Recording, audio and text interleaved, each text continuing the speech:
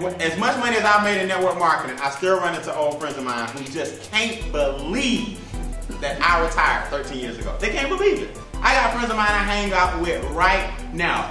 Brian, man, I remember we celebrated your retirement party, man. Did I tell other people? Man, this boy retired 13 years ago, but it's like a joke. Like it's part of a little game they play. Every time me and my friends get together is how Brian retired. He's so silly. I'm serious. And you guys have to understand, I just laugh because I'm 13 years, I'm conditioned now that my story is funny. And it is. You guys have to understand this.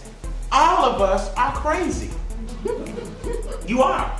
You are crazy because you're in the top 3% who understand that the status quo isn't working.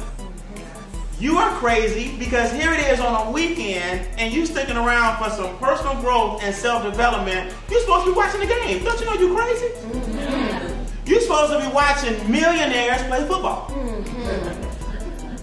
You're supposed to be watching millionaires play football. See, they got theirs.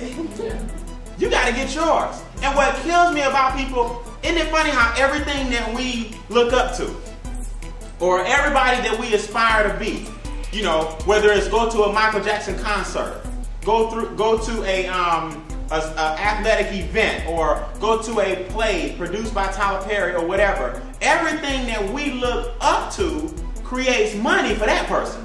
Yes. So while Janet Jackson dancing, she getting paid. Right. Okay, she went from Europe to Brazil to the United States to Chicago to Miami. They toured for 6 months, but trust me, it ain't all fun. They're working. Mm-hmm. You just enjoy what they do for a living. So when people say, "Man, I ain't going to one of them trainings, the game on." Oh, so you watching some guys working. Mm-hmm. You see what I'm saying? Mm-hmm. That's what people don't miss. It's just that you find joy in what they do for a living. See, I just made my mind up for a couple of years. I was going to stop making other people rich. See, I work my butt off now. Now, if I want to go to see Floyd Mayweather fight, I'm at the fight. He can punch somebody's snot go across my head. You know what I'm saying? Because I'm at the fight. See, I went ahead, but see, I didn't see no fights for about 4 years. But now, I'm front row if I want to go. You see what I mean? I missed a whole lot of Falcon games. But see, now, I'm a season ticket holder. I missed a whole lot of Braves games. But see, now, if I want to get a suite, I can get a suite now. See what I'm saying? You gotta go ahead and pay the price. You cannot get out of paying the price. Everything has a price tag attached to it. Even what you're doing now, you paying the price. Whatever you're doing for a living, you are paying the price. You can't get over that. So when I hang around friends in my environments now, it has become comical to me that we can't even really have the same conversations anymore. Because everybody always says that. See, everybody want to be a fortune teller. If it doesn't work, I told you it wasn't going to work, Brian. Mm-hmm. Now you know what they're saying now? Now it's been working. It's been working for 13 years. Well, I knew you was always special. When you was little, you had a little gray streak. You know, I knew you was something different. You always have been a little different. See, nobody ever says, you know what, Brian? You worked like a Hebrew slave. We didn't see you for 6 years. You was on the go. You sacrificed for your child. We didn't hang out with you at any of the barbecues. You missed all of our college functions. You didn't pledge when you was in college. You didn't have time to party. I just made some decisions. Mm-hmm. See, that's what you got to understand. Being successful is a decision.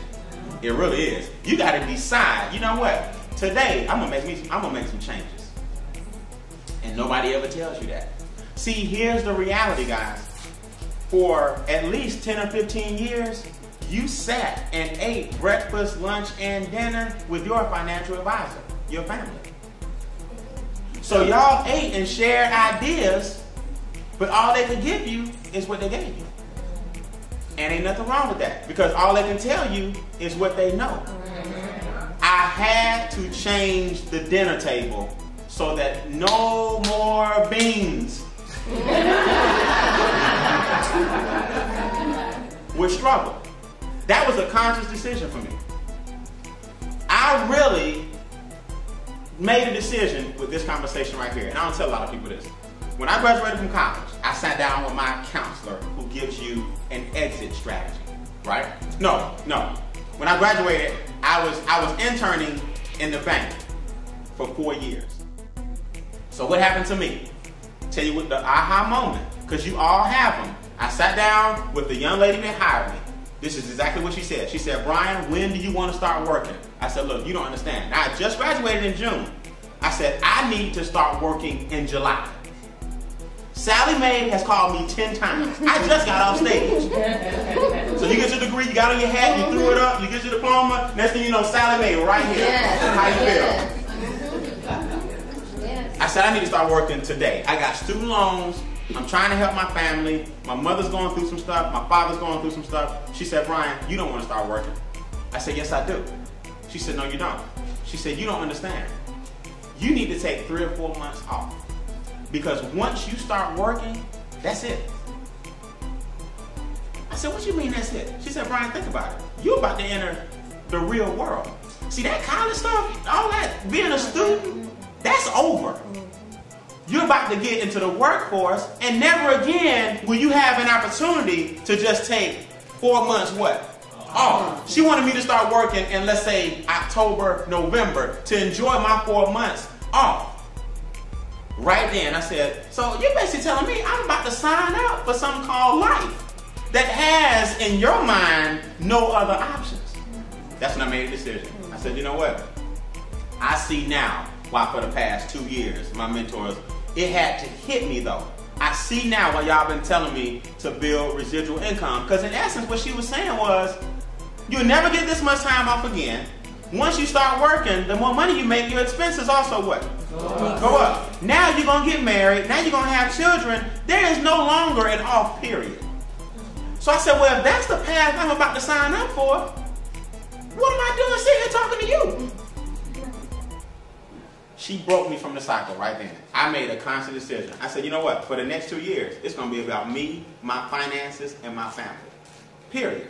That's something you got to do. But you know what that takes? Nobody wants to hear this. Changing your bad habits. Yeah.